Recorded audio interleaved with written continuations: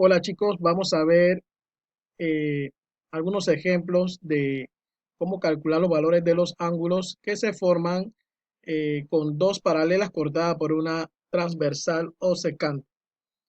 Primero hay que recordar que las paralelas son aquellas que van a tener la misma dirección, en este caso serían las amarillas que tienen doble flecha, y la que corta o las corta de forma diagonal se llama recta transversal o secante. Ella va a cortar en un punto a cada una de las secantes y se van a formar 8 ángulos. En este primer ejemplo podemos ver que se muestran dos rectas paralelas y una tercera recta que las interseca, que sería la secante. Calcula el valor de X y sabemos que el valor del ángulo que aparece acá abajo es 34 grados. Aquí determinamos que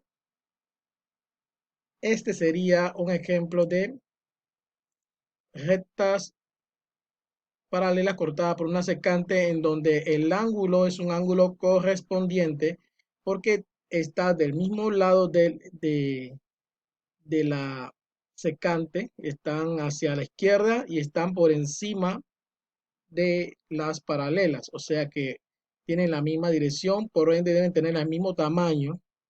Eh, en este caso vemos que para calcular el valor de X concluimos que va a ser 34 porque es un ángulo correspondiente.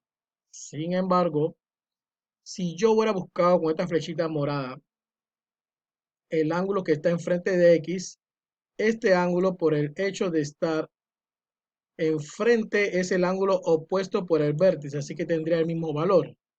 Y si nos damos cuenta, aquí se va a formar una Z. Le había comentado que al formarse la Z, los ángulos que quedan en la parte de adentro de la Z son ángulos alternos internos, uno de un lado de la transversal y el otro del otro lado. Entonces, por ende, esos ángulos son iguales. Y si esos ángulos son iguales, este morado también va a medir 34 grados. Y si este ángulo mide 34 grados, el que está enfrente, que es X, por ende vale 34 grados. Así que aquí lo vimos por correspondencia, pero también lo vimos por la condición de ser ángulos alternos internos. Veamos otro ejemplo y aquí vemos que estos ángulos no ocupan la misma posición sobre las paralelas. El de abajo está por debajo de la paralela número 2 y el otro por encima de la paralela número 1. Están del mismo lado de la transversal. Sin embargo, por no estar en la misma posición ambos, sino que está uno debajo y el otro está por encima, eh, esto determina que son externos. Pero ¿qué clase de ángulos son? Son ángulos conjugados externos. Y su valor va a ser el suplemento o el que completa los 180 grados al ángulo conocido. El ángulo conocido es 103. Es un ángulo conjugado externo con respecto a X y también a la vez es suplementario porque ese ángulo 103 sumado con el ángulo X me tiene que dar 180 grados de medida. Esto lo podemos hallar por una simple sustracción, restando 180 menos 103 y de ahí salió el 77 grados. Veamos otro ejemplo. Aquí sí vemos la formación de la Z. Ok, entonces esta es la parte interna. Está en medio de las dos paralelas, así que son ángulos internos, pero como uno está a la izquierda, el otro está a la derecha, de la parte de adentro de las paralelas, son ángulos alternos internos. Así que van a valer lo mismo, 138 grados.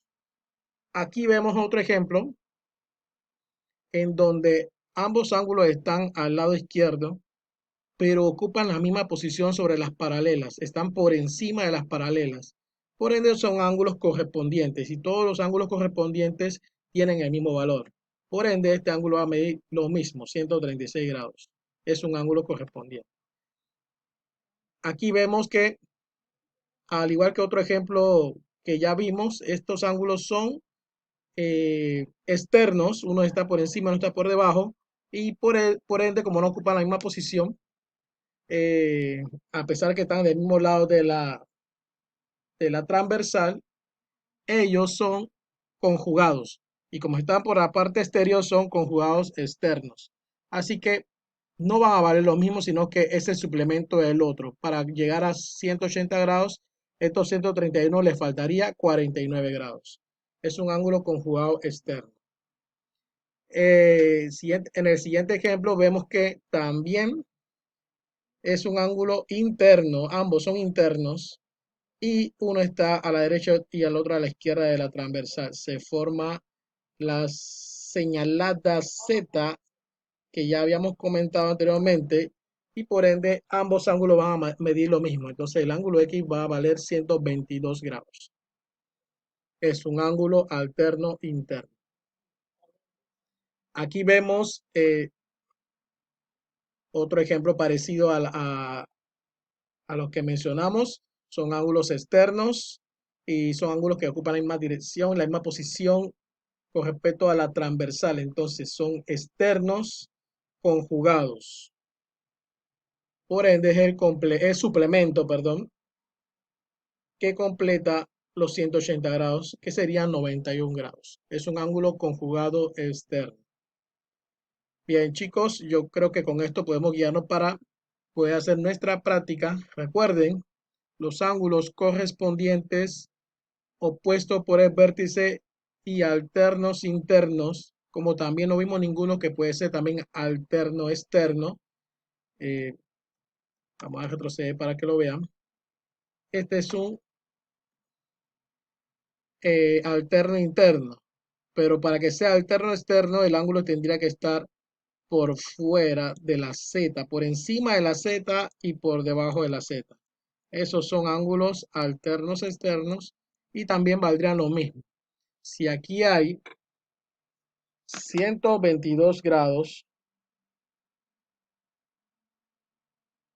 eso me quiere decir que este ángulo que acabo de agregar debe de medir 58 grados para que complete el ángulo llano es 180 grados. Y si este ángulo que es alterno externo ocupa la misma posición con respecto al que está por encima de la Z, este también va a valer 58 grados, porque el X dijimos en el ejemplo que vale 122 grados por ser alterno interno.